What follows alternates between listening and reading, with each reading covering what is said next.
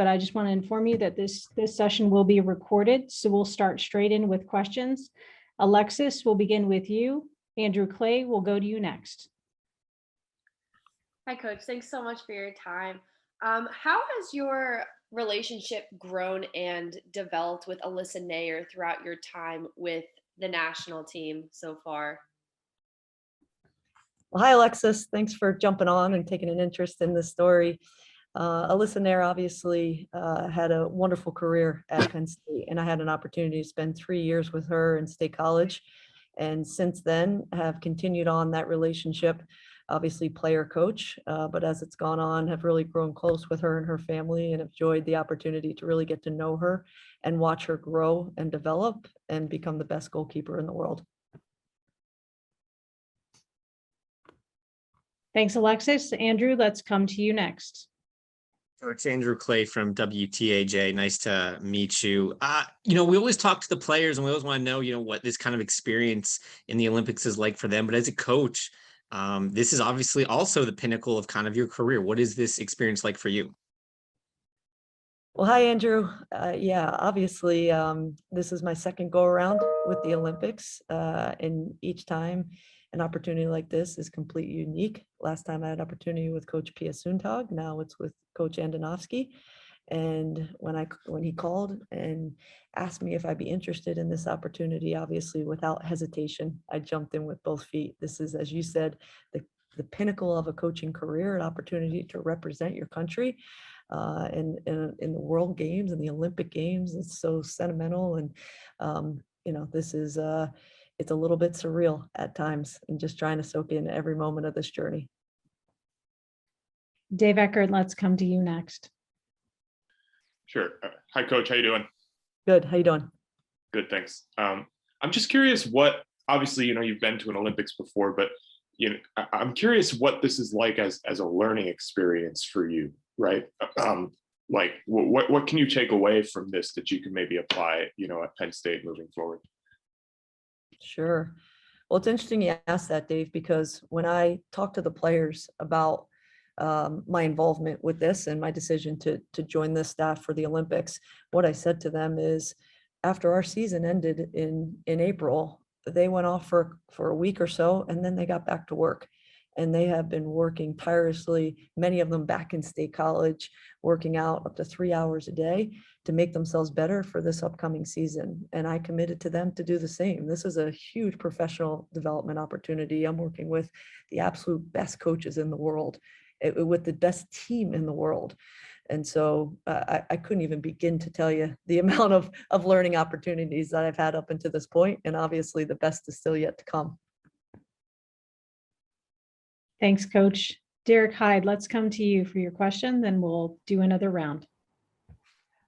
Hi, Coach Dambach. Thanks for taking the time. So Penn State has really become a mainstay in this Olympic team as far as women's soccer goes, with you constantly getting players on the roster and now you being a coach for the team. What does that do for a program that already has such high caliber like your own? Well, hi, Derek. Thanks for jumping on. Yeah, obviously here at Penn State, we've got aspirations of winning the Big Ten and have had a ton of success, but have higher aspirations of doing it at the national level. And that means winning championships and national championships and developing players to the point where if they want opportunities to play after college, whether it's professionally or go on to play for their national teams, that we've done everything that we can to put them in a good spot so they can capitalize on those opportunities. And we're certainly proud of the many players that have gone on to play, everybody from Raquel Rodriguez with Costa Rica. And we've had, as you said, many players that have gone off to play for their national teams, and none bigger than Alyssa Naeher and Ali Krieger and the women that have been involved in this U.S. women's national team that have gone on to win World Cups and Olympic gold medals. Thanks, Coach. Derek, let me know. We do have a complete list that we can send you for everyone who's played in the Olympic Games for different countries and for the U.S. if you need it. Yeah, feel free to email that over to me. I would be happy to. Andrew, or Alexis, let's come back to you for a question. Coach, what's your relationship like with your team at Penn State at this time, now that you're clearly halfway across the world? How do you stay in contact with them on a daily basis and make sure that they're doing what they need to do to prepare for the season, as well as your coaching staff? Yeah, that's obviously here in Japan, it's night here and it's morning there. And fortunately, actually, the time difference works because 12 hours difference, and I can talk to my staff in the morning or FaceTime with players at night. The beauty of Zoom and FaceTime is we can stay connected, and we've been doing that for the last 15 months, right? So it's actually not a whole lot different than during that time where it kind of became more of the norm during the pandemic. So I do feel like I've really been able to stay connected with this group. And today alone, talked to 3 members of the staff and 1 of the players, and you feel like you can have both feet firmly planted in this environment, but still keep your connections with that group as that group prepares for preseason. And as obviously I'll be joining them in early August as well. Andrew, let's come over to you if you have a follow-up question. Coach, you mentioned learning opportunities in this environment. Can you give a specific example of maybe something you've specifically learned this time around? Sure. Probably one of the biggest thing is just the modern trends of the game, right? What's happening at the highest level. Obviously, we've just gone through the European Championships on the men's side, but this is women's soccer and the trends in the women's game. So group play alone, get an opportunity to see what Sweden and Australia and New Zealand's and the top teams in the world. But really studying, watching film, and then again, listening to this coaching staff break down these teams. This coaching staff is just full of talent and great minds, and to just sit in that room and have a think tank hour after hour, day after day, I can't take in enough right now. And obviously there's so much of it that I'll be able to take back to Penn State and translate into the Big Ten opponents and our out-of-conference opponents on our quest to win our next national championship. Coach, thank you for that answer. Derek, do you have a follow-up question? David, do you have a follow-up question? Yeah, I do. I can start off if that makes it easiest. Perfect. Coach, with this being your second go around at the Olympics and getting the quote unquote full Olympic experience at Rio, going into Tokyo, what are you expecting to be different? And, were you a little disappointed at anything?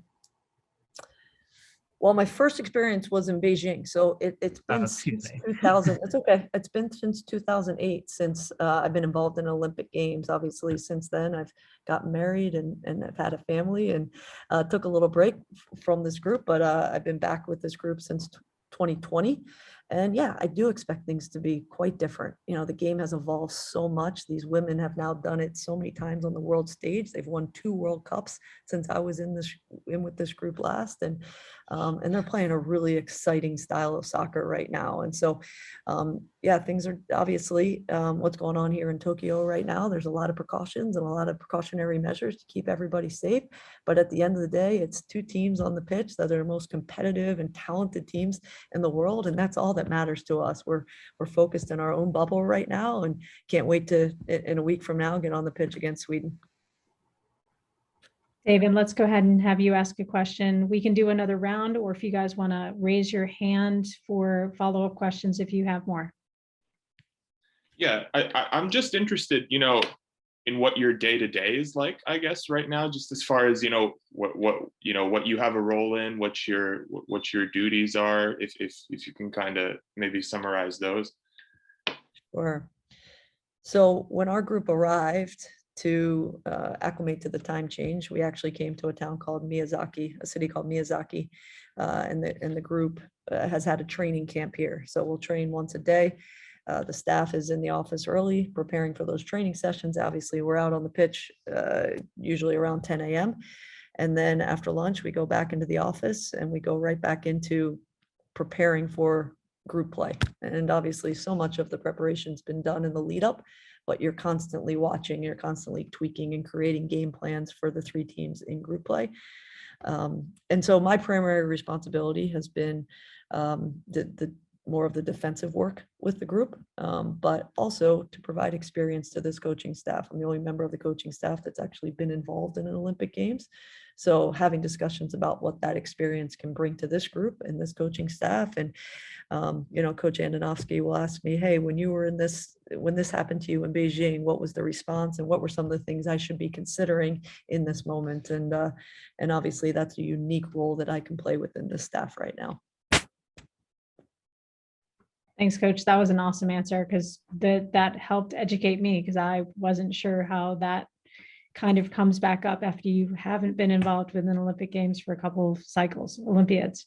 Alexis, let's come over to you.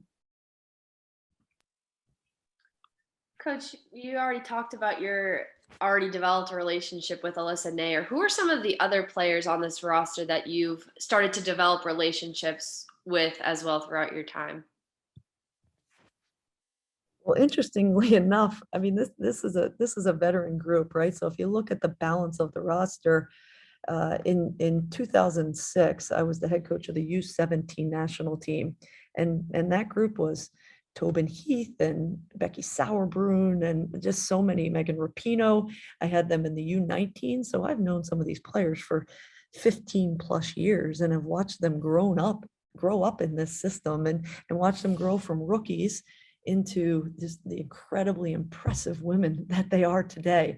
And that's incredibly rewarding to just be a small part of their journey. But specifically, I've enjoyed my time with Rose Lavelle. Obviously, she's a Big Ten athlete as well.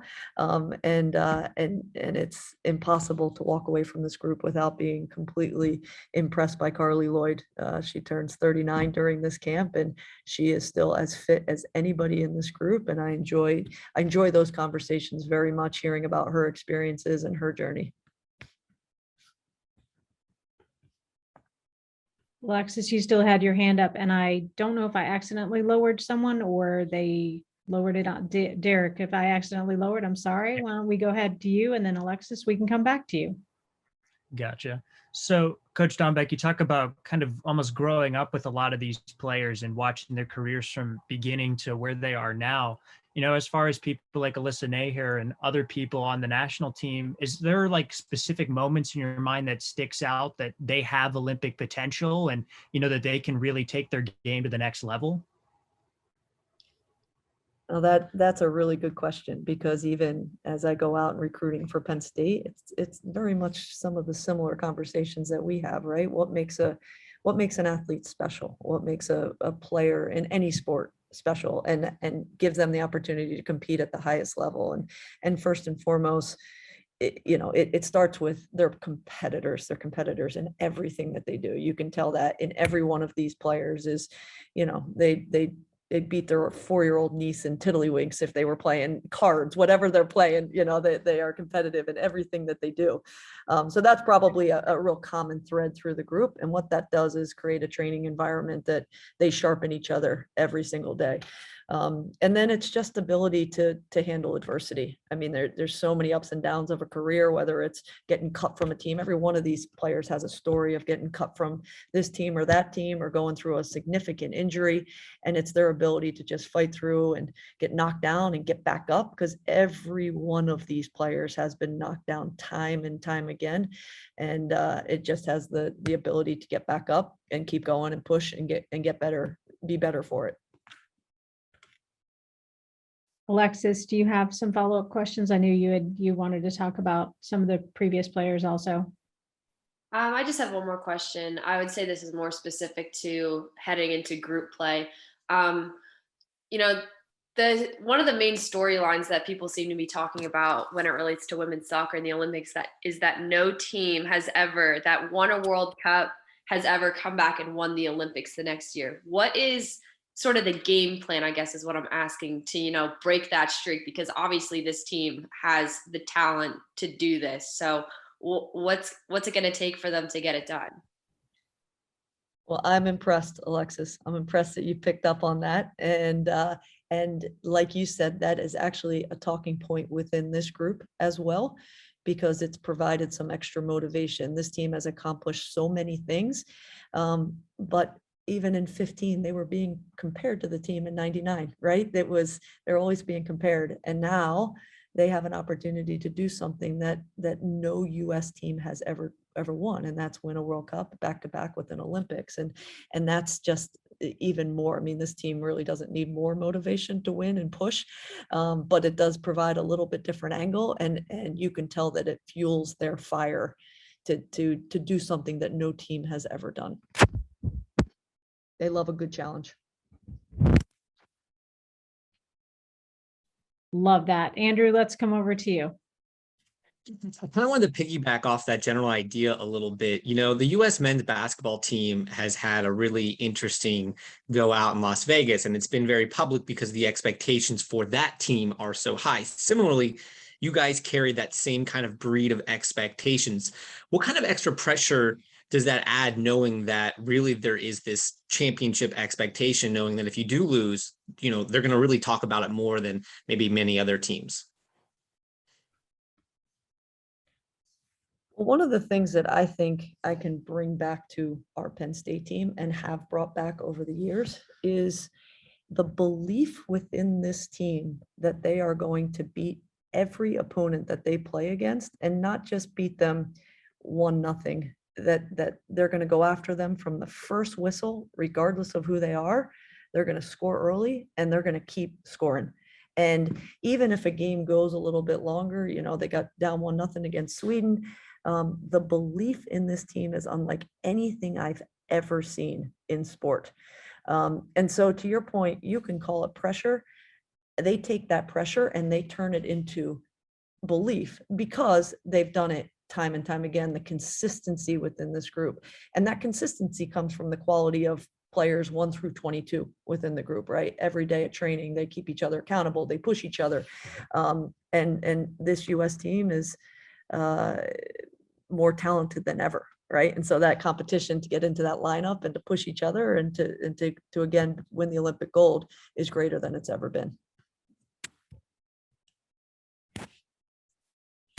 Anyone have any follow-up questions for Coach? Okay, Coach Dambach, we cannot thank you enough for your time tonight, for us this morning. Dave, did you have any follow-ups at all? No, I'm good. Thanks, Coach.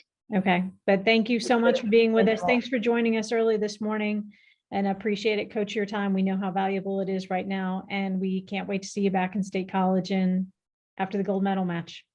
Awesome. I really appreciate all you guys covering this. It's big news in the women's soccer and across the world in sport. So appreciate all of you. Thanks, Thank you. everybody. See ya. Coach.